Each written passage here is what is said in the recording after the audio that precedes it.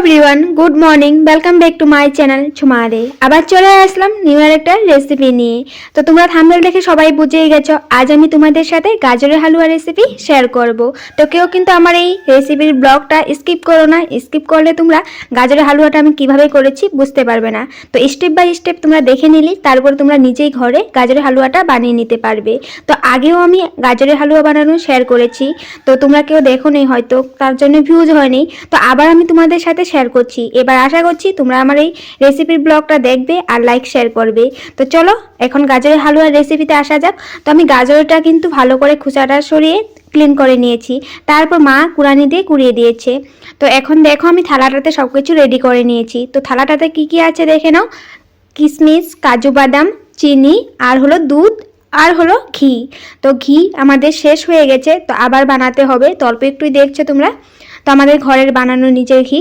তো দেখো আমি প্রেসার কুকারে আজ বানাচ্ছি গাজরের হালুয়াটা। তো তোমরা প্রেসার কুকারে কীভাবে গাজরের হালুয়াটা বানিয়ে নিবে তো ওটাই দেখে নাও। প্রেসার কুকারে বানালে একটু সুবিধা হয়, কারণ গাজরের হালুয়াটা হতে কিন্তু অনেক সময় লাগে। তোমরা যদি কড়াইতে বানাও বা অন্য কিছু মানে বাসনে বানাও তো একটু দেরি হবে, কিন্তু প্রেসার কুকারে বানিয়ে নিলে একটু তাড়াতাড়ি হয়ে যাবে। তো আমি দেখো পরিমাণ মতো ঘি দিয়ে দিয়েছি। আর গাজরের হালুয়াটা কিন্তু ঘি দিয়ে বানালেই খেতে টেস্ট হয়। ঘিয়ের পরিমাণটা তোমরা একটু বেশিই দেবে। তো দেখো আমি দিয়েছি। তো এখন আমি ঘিটা একটু গলতে দিচ্ছি, মানে গরম হতে দিচ্ছি, কারণ অনেক পুরনো ঘি তো একটু গরম হলে তো ওটার একটা স্মেল আছে, ওটা একটু কম হয়ে যাবে। তো যাই হোক, আমি ঘিটা গরম হয়ে যাওয়ার পর এখন দিয়ে দেবো গাজরগুলো। যে গাজরগুলো কুড়ানো হয়ে আছে ওই গাজরগুলো দেওয়ার পর আমি গাজরটা ভালো করে এই যে প্রেসার কুকারটাতেই একদম ভালো করে ভাজা করব, কিন্তু লাল করে।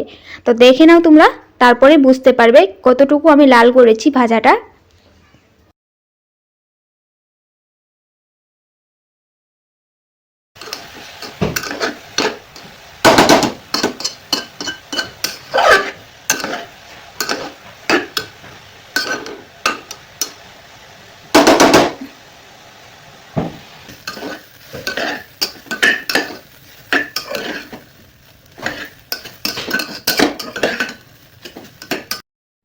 দেখো তোমরা আমার গাজর ভাজাটা হয়ে গেছে। তো আমি গ্যাসটা এখন কম করে নিলাম। তো গাজর ভাজাটা তোমরা কিভাবে বুঝবে কতখানি লাল করতে হবে।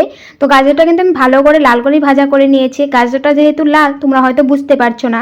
তো গাজরটা যখন তেলে ভাজা করবে, মানে ঘিতে ভাজা করবে, তখন ঘিটা এক্সট্রা এক্সট্রা লাগবে আর ভাজাটা একদম ঝরঝরে হয়ে যাবে। তখন তোমরা গ্যাসটা কম করে তারপর দিয়ে দিবে দুধ।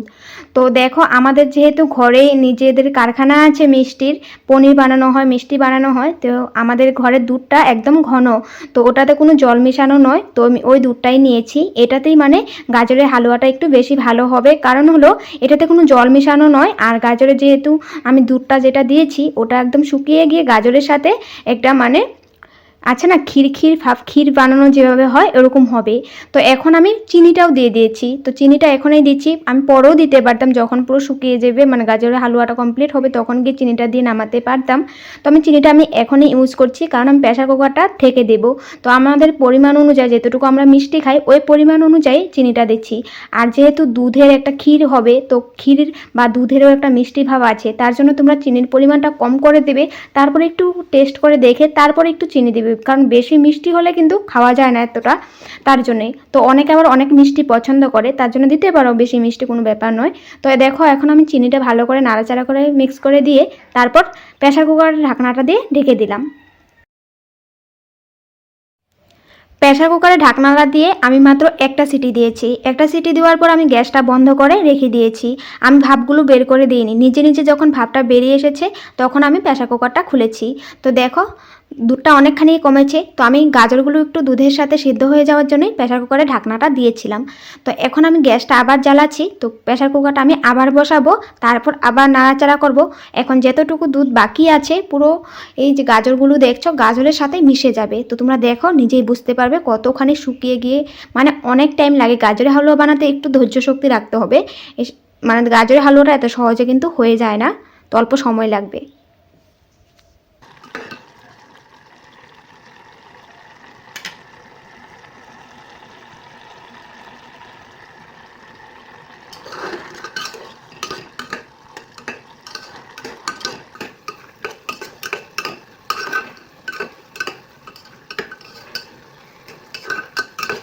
দেখো সবাই, আমি এখানে যে 1 গ্লাস দুধ দিয়েছিলাম, তো মনেই হচ্ছে না এখানে আমি দুধ দিয়েছি। দুধটা পুরোটাই শুকিয়ে গেছে, তোমাদের এরকম শুকিয়ে নিতে হবে।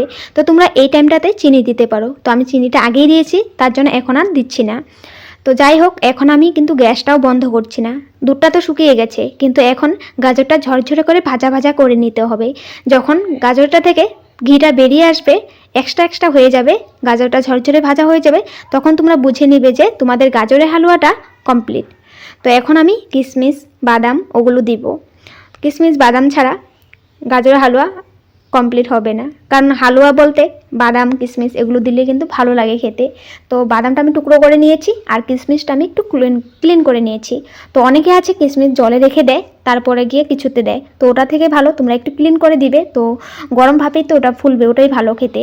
তো যাই হোক, আমি এখন কিশমিশ কাজু বাদাম দিয়ে ভালো করে মিশিয়ে নেব। আর এখন প্রায় 10টা বাজে, তো আমাদের সকালের সবারই ব্রেকফাস্ট করা হয়ে গেছে, চা খাওয়া দাওয়া এগুলো হয়ে গেছে। তো এখন আর কেউ খাবে না, তার জন্য এখন আমি বানিয়ে বাটিতে রেখে দেবো। সন্ধ্যার সময় এই গাজরের হালুয়াটা খাওয়া হবে। বানাচ্ছি যেহেতু, টেস্ট না করলে তো হয় না। তো ভাই আমি একটু চামচ দিয়ে টেস্ট করে নিয়েছি। টেস্ট কি যে দারুণ, মানে তোমাদেরকে বুঝাতে পারবো না। তো টেস্ট করার সময় তোমাদেরকে দেখাতে পারিনি, তো হঠাৎ করে টেস্ট করে নিয়েছি, তারপর আর করা হলো না ভিডিও। তো আমার বানানো হয়ে গেছে, আমি কিন্তু গ্যাস বন্ধ করে দিয়েছি। তো গাজরের হালুয়া আমার কমপ্লিট। তো এখন আমি নামিয়ে বাটিতে রেখে দেবো, সন্ধ্যার সময় খাওয়া হবে এই গাজরের হালুয়াটা। তো তোমাদের আমার এই রেসিপিটা কীরকম লাগলো কমেন্ট করে নিশ্চয়ই জানাবে। আর তোমরাও নিজে ঘরে বানিয়ে খেয়ে দেখো। গাজরের হালুয়া যেমন দেখতে সুন্দর, খেতে টেস্ট, ফ্লেভারটাও অনেক সুন্দর, কি বলবো আর। তো যাই হোক, তোমরা নিজে যখন বানিয়ে খেয়ে দেখবে তখনই বুঝবে।